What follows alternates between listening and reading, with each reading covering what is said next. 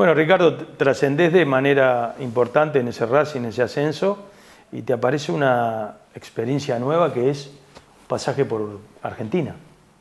Exacto, ese año me transfieren a Racing de Avellaneda, que para mí fue una cosa demasiado acelerada en el tiempo, porque en ese momento yo, antes de viajar a Buenos Aires, había tenido una charla en la sede nacional con en ese momento presidente nacional, don Miguel Restuccia, y habían llamado a casa de Peñarol porque ese año 74 a mí me dan el premio al mejor jugador de la B.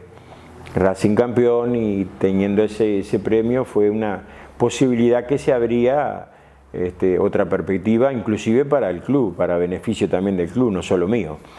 Y bueno, yo elijo sin mucha paciencia, digamos, y mucho tiempo para razonarlo y pensar que era lo mejor, que creo que lo mejor hubiese sido, hoy lo reconozco, haberme quedado acá, tener un poco más de experiencia, y llego a Racing Club de Avellaneda con más de 30 años sin salir campeón de nada, Racing.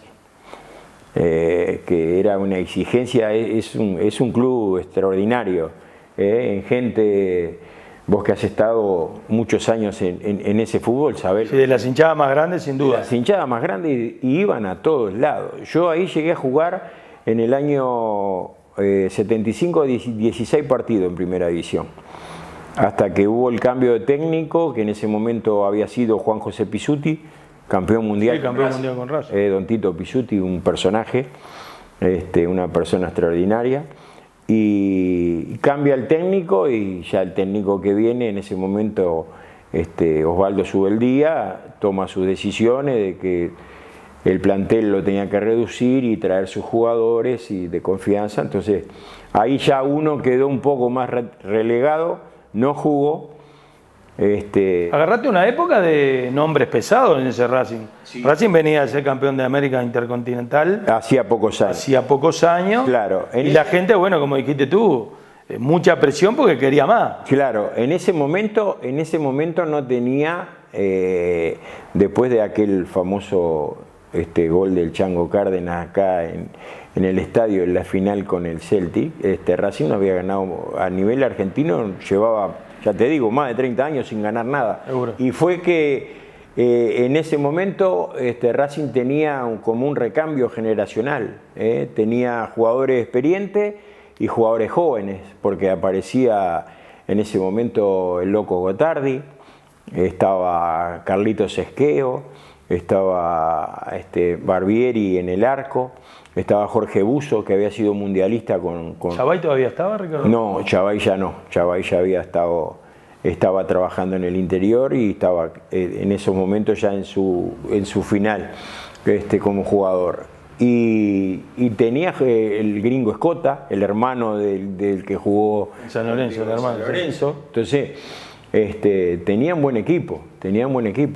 Ese año yo tengo cosas que no las he podido conseguir, algunas las conservo todavía. Lo más trascendente, que uno no se olvida nunca más, vos que jugaste en esa cancha, haber ganado la Bombonera.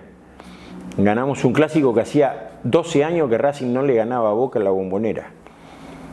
Tuvimos para salir, vos que conocés el ambiente, en ese momento, hace un rato largo atrás, tuvimos casi 3 horas para salir de ahí. Pero fue algo inolvidable. El jugar, el entrar en la Bombonera, era mi tercer partido en Argentina con 19 años. Me temblaba todo. Sí, sí. Hasta que no toqué la pelota, y siempre lo he contado, porque no voy a decir, no sentí nada, no, mentira. No, me temblaba todo. Menos mal que tocaste la pelota, por lo menos la tocaste. Sí, a los 25 minutos estaba observado. Marqué a Feldman en ese momento, que era Darío Feldman, la nueva incorporación de Boca, la figura, jugaba el peruano Bailetti. O sea, le ganamos García Cambón, le ganamos a un equipo de Boca que hacía 12 años que no se le ganaba. Eso no se me olvida más. No, además la gente, me imagino, colgada de los parabalanchas. No, lo que era eso, Avellaneda, cuando jugamos al otro partido de local, porque eso fue la Bombonera, fue algo inolvidable. Y fueron pocos partidos, esos 16 partidos, de repente yo no estaba maduro como jugador como para afrontar tal desafío, ¿no? Porque es un medio totalmente distinto. Y además salir a los 19 en aquella época no era salir a los 19. Exacto, era un medio totalmente distinto. Sí. Pero la verdad que es algo inolvidable. Esos partidos no habrán sido lo que uno esperaba como expectativa. Yo me vuelvo a fin de octubre. Cuando veo que no estoy jugando, le pido a la gente de Racing y justo surge lo de Defensor. En ese momento Defensor, Club Atlético Defensor. Y bueno, yo vuelvo a Montevideo, vuelvo a mi casa, vuelvo a no extrañar como me pasó estando solo viviendo en un hotel en Buenos Aires. Digo, te puedo decir que vos conocés bastante de eso. No es fácil, y para mí con 19 años... Y en otras épocas, sí. Hoy por hoy están los teléfonos, están las videollamadas, claro. En un rato estamos en Buenos Aires. Eso lo sentí, extrañé mucho, y a medida que no jugaba se iba... potenciando se iba creando... ¿Qué hago acá? Sí, ¿qué estoy haciendo acá? Voy a tener otra oportunidad. Haber desechado en ese momento la de Nacional o la posibilidad que aparecía de Peñarol. Digo, cualquiera de los dos creo que me hubiese dado un poco más de experiencia y más de ensamble como para poder crecer, pero más despacio. Y como no lo hice, digo, hasta el día de hoy uno se sigue cuestionando eso, pero bueno, ya está. Las decisiones se tomaron en ese momento, vuelvo a Defensor y no me puedo quejar, la verdad que... Además, has tenido varios pasajes por Defensor, digamos, ese fue el primero. Claro, ese fue el primero. Yo empiezo a jugar oficialmente, puedo pedir pase en el 76, y tenemos en el 76 la llegada del profesor de León como entrenador, que ya había estado en Defensor y había dejado una base de grupo armada, y en ese momento vuelve Baudilio Jauregui, que había estado en Defensor, vuelve Pedro Álvarez,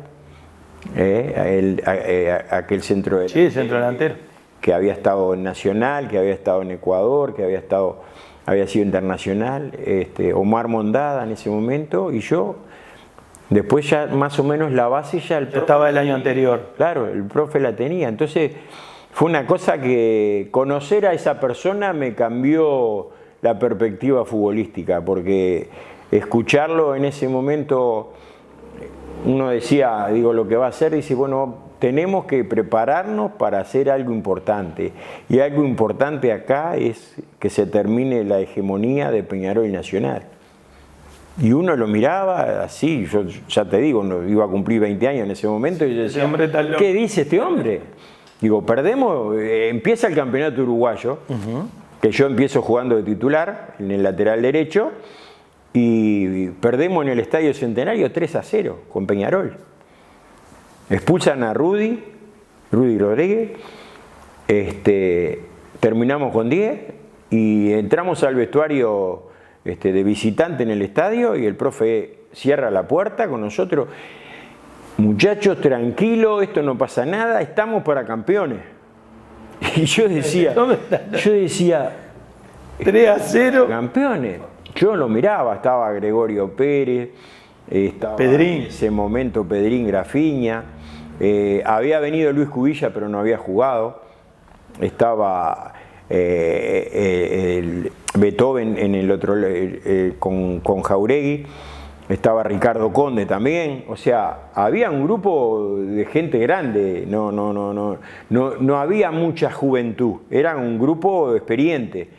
Y este hombre cuando dice eso, digo, pero uno lo veía trabajar en la semana y ya se vislumbraba algo distinto. Les hizo creer que se podía. Sí. Y con base sólida, sobre todo el trabajo cancha, que bueno. El trabajo de cancha, yo pienso, hoy para los entrenadores es básico, porque hay mucha tecnología, hay muchos dibujitos, hay mucha Sí, carpetas, hay muchos pendrive, muchos conferencias. Todo lo que aporte es bienvenido para los entrenadores, la camada nueva que va apareciendo. Pero lo importante es trabajar en cancha, lo que nos enseñaba él. Digo, y a todos, y la mayoría de ese grupo terminó siendo entrenador casi todos, salvo muy pocas excepciones de ese grupo que sale campeón, que cambia la historia, digamos. Digo, la mayoría terminó siendo entrenador en otros equipos, internacionalmente, en equipos grandes, en equipos importantes. Tal vez un detalle de que él también generaba como que tenía entrenadores dentro de la cancha también. Sí. Él tenía hombre importante en la base de Jauregui, de Pedrín Grafiña, la base de hombres grandes que ya habían tenido nivel internacional porque habían jugado en el exterior. Eso, digo, y habían tenido etapas importantes. Le daba otro plus, que eso es como decía él, los técnicos, hay que tener un técnico dentro de la cancha. Que hoy de repente la muchachada joven que está comenzando es difícil. Deja ese detalle a un costado, ¿no? Porque sí. No es fácil hoy. Uno, si no tiene jugadores y le responden adentro los jugadores, es difícil. No puede hacer magia. De la mano de Cat, nos vamos a otra pausa de esta charla con Ricardo Meroni. Ya venimos.